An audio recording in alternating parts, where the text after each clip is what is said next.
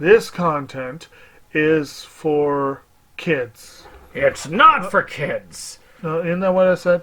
No, it's not for kids. If you are 13 years or younger, this is not for you. Do I have to kill somebody in order to actually make that point across? No, man, you don't have to kill no one. Wait a second.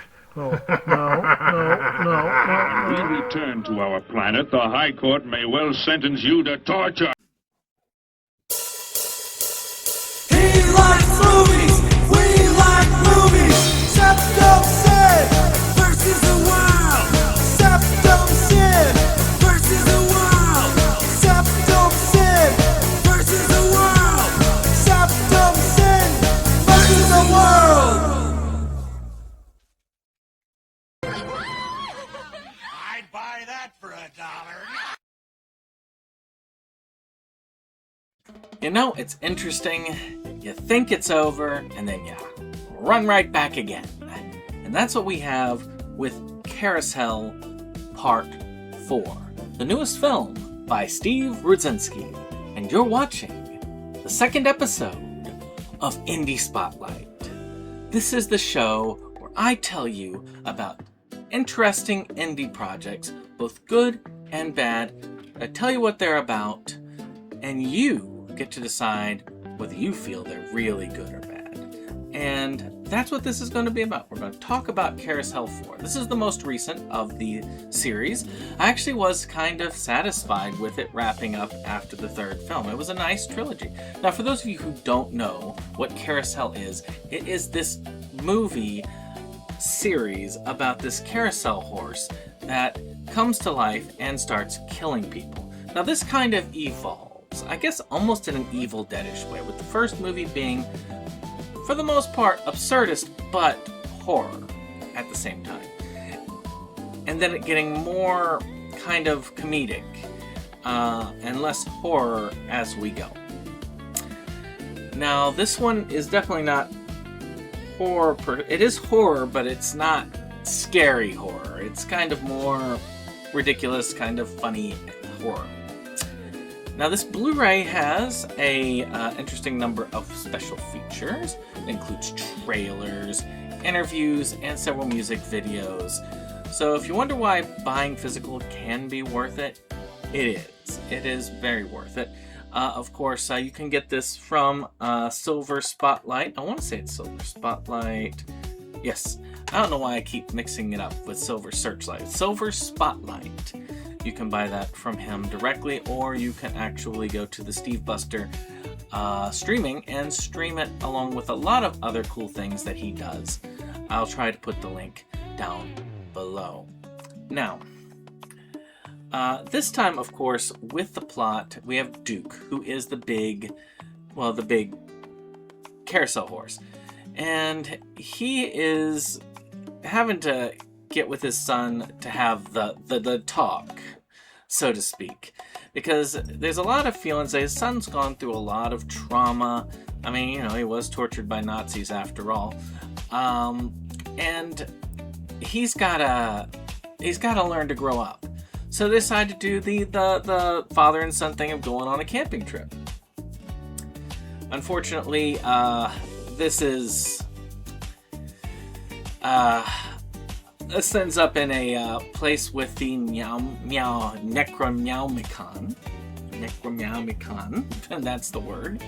Say that 3 times fast. And a lot of craziness ensues. So this is, I always thought this film had a lot of Evil Dead roots when it comes to, just in general.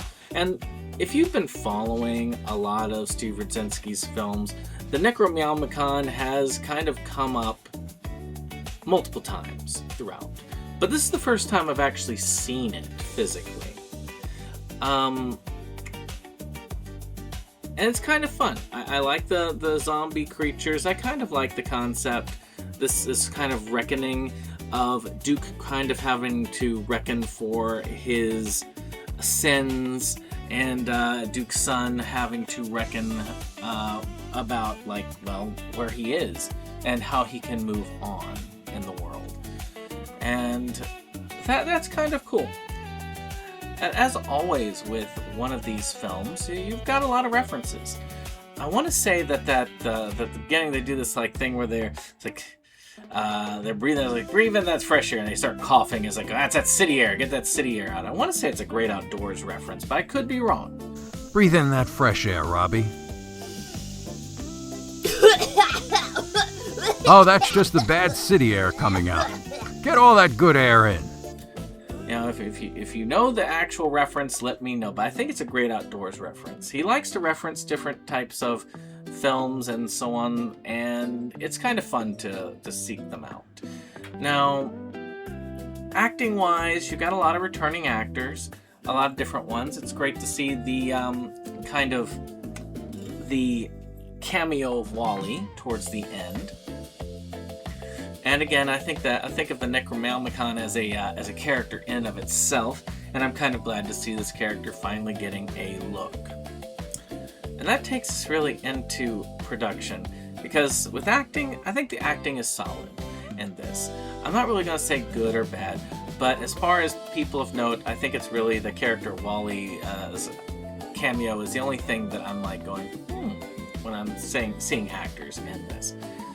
But if any of you are familiar with the Carousel series, I think that it's kind of cool to have a lot of callbacks to those.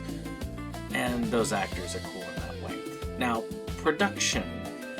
This is a micro-budget film, but it's in the high area of the micro-budget, and it definitely pushes the envelope here.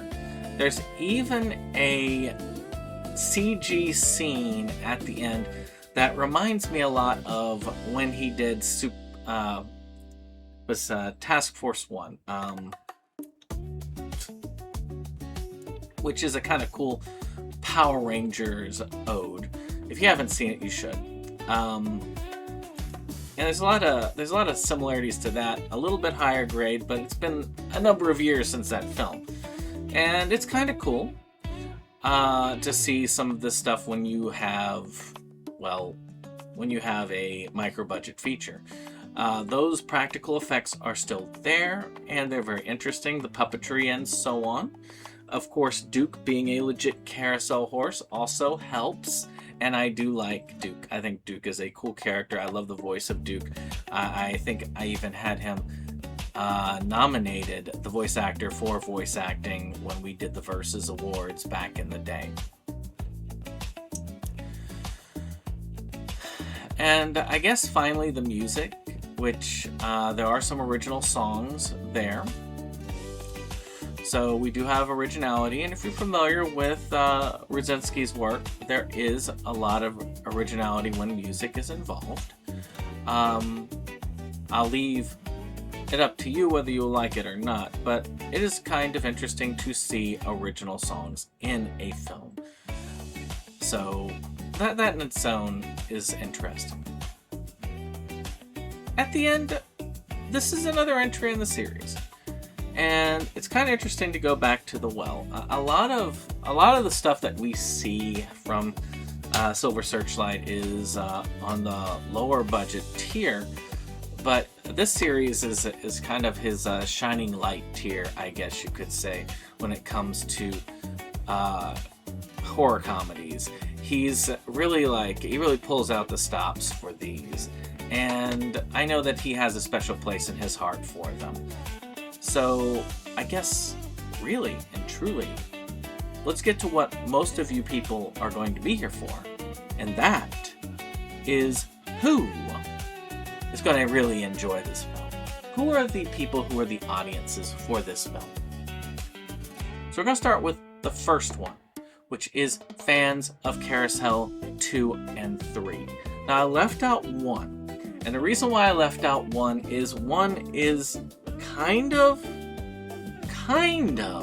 along those lines, but to me it is a very different film, tonally, just in general. It's sort of like almost the difference between Evil Dead 1 and 2. Not quite, a little bit more of a difference in my opinion than Evil Dead 1 from 2, but definitely in that vein of difference. I think if you're a fan of Silver Spotlight films, if you're a fan of Steve Rudzinski's work, you're gonna like this film. I do think so. There's a lot of his stuff there. There's the movie quotes. There's a lot of the different things that he takes in. There's a lot of that creativity and the reasonably high quality for a low budget feature that you can see usually in the films that he presents. And then finally, I think people who are fans of low to micro budget horror comedies will enjoy this.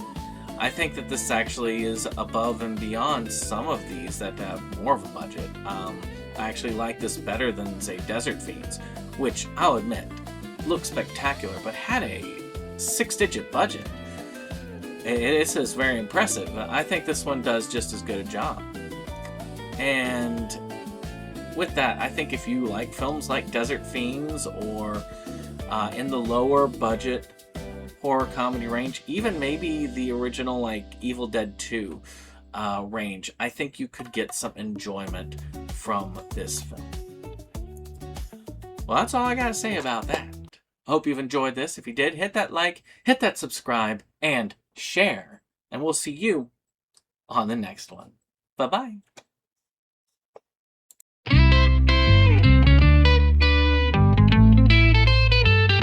SeptumSin versus the world. It's that place for all the boys and girls. You'll feel real safe, you'll feel real warm. It's a cozy place to ride out the storm. SeptumSin.